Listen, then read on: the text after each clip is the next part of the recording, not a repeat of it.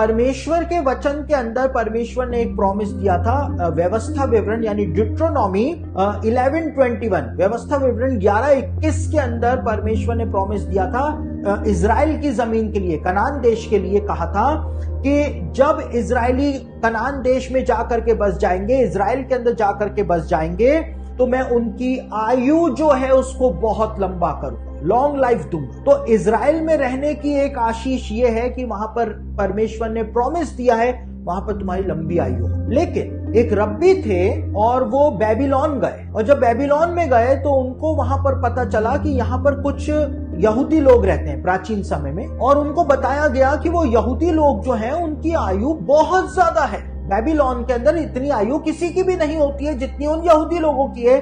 तो रब्बी हैरान हो गए कि इजराइल के लिए ये प्रॉमिस परमेश्वर ने दिया है कि इजराइल में यहूदियों की आयु लंबी होगी, लेकिन बेबीलोन में यहूदियों की आयु लंबी हो रही है, ऐसा कैसे हो रहा है? तो वो गए और उन्होंने जाकर उन यहूदियों से बातचीत करी। तो उनको पता चला कि ये यहूदी जो बेबीलोन में रहते हैं, ये सुबह शाम दिन रात परमेश्वर के वचन का अध्ययन करते रहते हैं, पढ़ते ही रहते हैं, और इस वजह से इनका जीवन लंबा होता ही चला जा रहा है। परमेश्वर के वचन से जो प्यार करता है कि प्रभु मुझको इसको पढ़ना है, तो परमेश्वर उसकी आयु बढ़ाता जाता है कि और पढ़, और पढ़ ले, और पढ़ ले, और पढ़ ले। परमेश्वर का वचन उसको जीवन देता ही चला जा। जो दिन रात मेरी डेवड़ी पर खड़े रहते हैं, मेरे द्वारों पर खड़े रहते हैं कि कुछ तो सीखने को मिल जाए वचन से, उनको वो ब्लेसेड है, उनकी आयु लंबी होती चली जाए।